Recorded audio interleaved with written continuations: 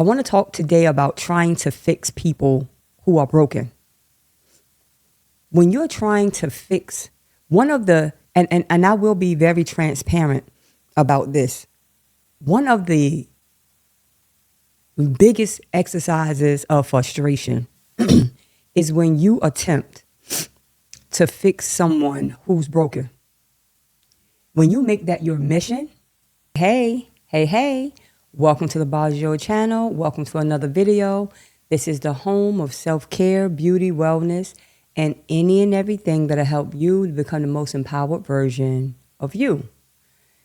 Today, we are going to talk about a few things that will destroy your self-care regimen, or that will attack your well-being in a way so subtly that you won't even know that it's happening. I want to talk today about trying to fix people who are broken. When you're trying to fix one of the, and I will be very transparent about this, one of the biggest exercises of frustration is when you attempt to fix someone who's broken. When you make that your mission, what you sacrifice in yourself and in your own well-being is incredulous. I don't even think it can honestly be measured. I just want to highlight a few things that happen to your self-care, your well-being, when you set out to fix someone who's broken. One of the biggest things, and I speak from experience, one of the biggest things that happen when you are trying to fix someone who's broken is emotional drain and burnout. You exhaust so much emotional energy trying to plug a hole that it can't be filled. It can't be stopped. Because by the time you plug one hole, you realize it's another one, and then it's another one. It's like a leaky roof. I remember we had a leaking roof at my home one time, and the roofer came and he plugged the hole like where it was leaking. It was leaking like over the kitchen. And once he plugged that, it moved like to the bedroom. And once he plugged that one, it kind of moved to the bathroom. It's like no matter where he plugged the immediate hole, it just kind of highlighted that there were so many other subsequent holes everywhere. And that's what it's like when you're trying to fix someone who's broken. One, oftentimes people who are broken, and they don't admit that they are. Two, a lot of times they're not even interested in even fixing the issue. They're not interested. They're kind of content with where they are. And sometimes when a person is content where they are, you have to allow them to be there long enough until they realize that they no longer want to be in that position, right? It's such emotional drain that you don't even realize why you're extremely tired and you're unmotivated to do the things that you have to do, because you have spent enormous amounts of time trying to fix someone who don't want to be fixed. And one of the things that we do, you encounter someone, and I don't know if it's something that goes on in us too. It's like you want to fix that person. It's like it becomes a personal project of yours. And a lot of times we take on things that doesn't even belong to us. Some stuff is between that person and God. Some stuff is like outside of our pay grade. Like that, you don't even have the capacity. When you realize that you don't even have the capacity to give the person what they need, the wisest thing to do is to refer them out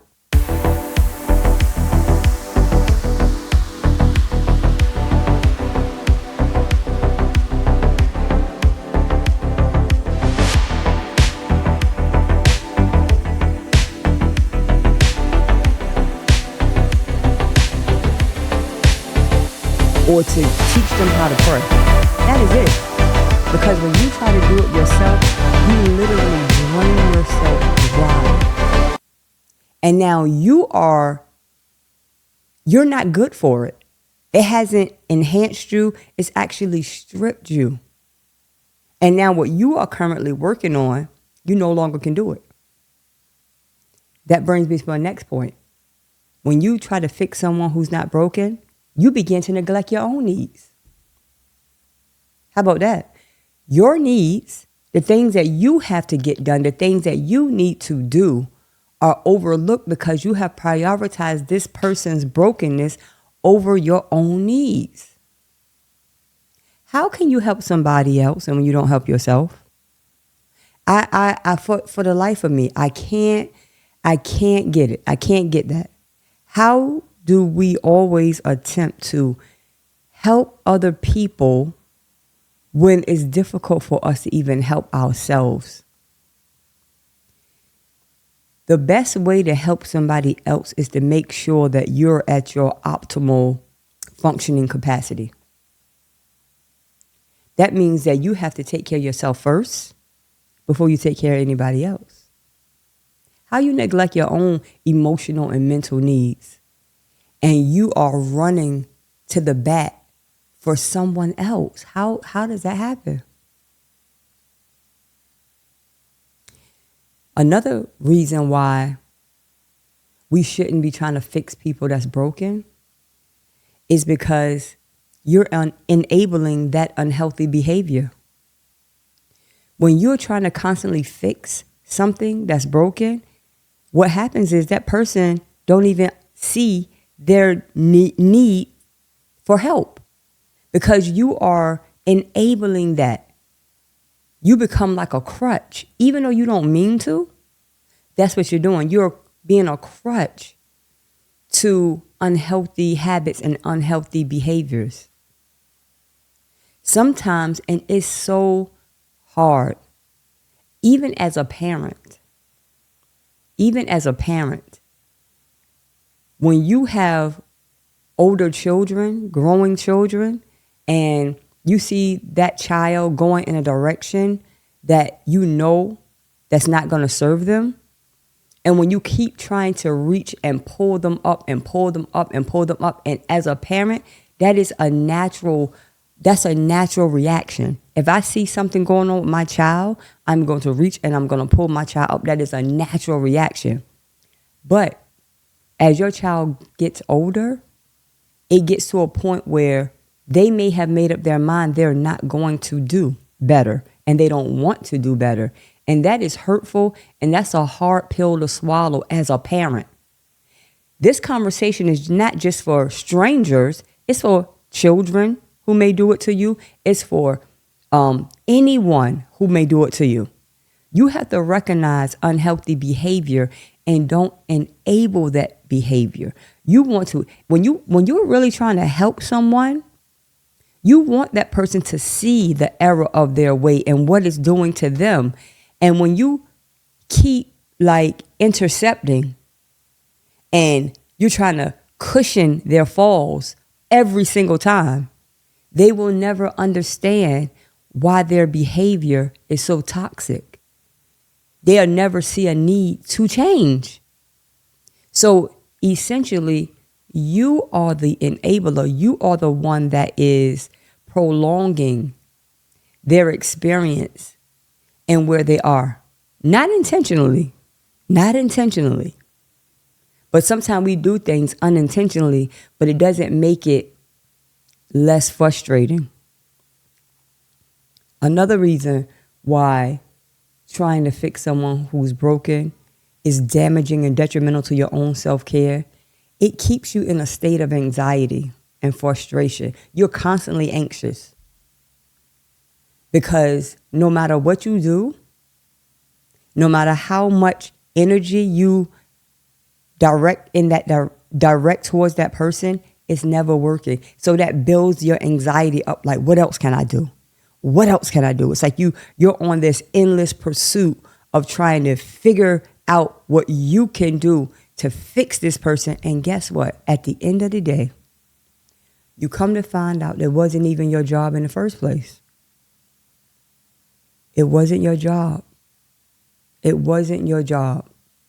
I'm not saying not to reach out and help people in need, not at all. I'm saying the consistent, constant years and years of trying to pick someone up all to find out that they're very comfortable where they are. You're not comfortable where they are, but they are comfortable where they are. And even though that may be difficult for you to witness or for you to understand, what happens is when you have taken your attention away from yourself and the things that you need to do, right? You take your attention away. Now your stuff is gone unanswered and unaddressed. And this person is still in the same place that they were anyway. In spite of all of your effort, they're still where they are. So what you have done have not helped them at all. So what are you doing? I remember when my babies were little, and I never wanted the babies to cry. When, you know, you're a new mother, you don't want your children crying.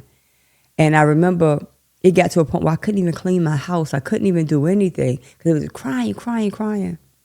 And so one day my mother was like, you know, you have to learn how to let your child self-soothe sometimes. Letting them cry for a little while, especially when they are fed, they're changed, nothing's wrong with them. It's okay to let them cry for a little while. Let them learn how to self-soothe. And that was like the most powerful information that I could get as a young mom, because I had to realize that even with my children in their smaller states and in their, you know, as their babies, you have to teach them how to be okay with themselves, not necessarily having to run in and fix it for them every single time. How much more so for an adult? How much more so for an adult that always seem to kind of degenerate to this position where everyone's around them is uncomfortable with what they're doing or what they're engaging in, but you still trying to fix them. You want to fix them. And sometimes the issue is not them, that you're trying to fix them. The issue is you. Sometimes you need something to make you feel full, to make you feel like you're helping. It kind of fills that void of purpose in you. Like, I'm doing something, I'm helping somebody. But just because you're doing something or you're actively moving doesn't mean you're doing something that is purposeful and intentional, you know? Your self-care is so important that sometimes you have to literally take a stance and say, you know what? No matter what's going on, no matter what's happening, I'm going to prioritize myself. And if this person continues, and it takes prayer, it takes a strong resolve to even get there, because a lot of times the people that's doing things like that, you love them and you want to see them do well. But sometimes you have to take your hands off. That's the hardest thing to do. I'm not here saying that it's easy to do, but I'm telling you, when you keep trying to intercept, you burn yourself out. And then the person is not even better. All of that you've done, the accumulation of your efforts have fallen on a void. It's nothing. It's nothing happening. You got no results from it. Nothing. So what's the point? It made you feel better? No, it made you exhausted. It burnt you out. It destroyed your self-care regimen. You ain't even thought about a self-care regimen since you set your sights on helping this person or that thing. It's not worth it. And a lot of times when it comes to our self-care, we have to be proactive, and you have to set boundaries and say, listen, no, this is not happening. Nah, this is not going to happen. I'm going to prioritize myself. That's it. Bottom line. Bottom line. I thank you so much for listening today. This is the Bajo channel, the home of self-care, beauty, wellness, and any and everything that'll help you to become the most empowered version of you. Thank you for listening. And remember, self-care is the best care. Later.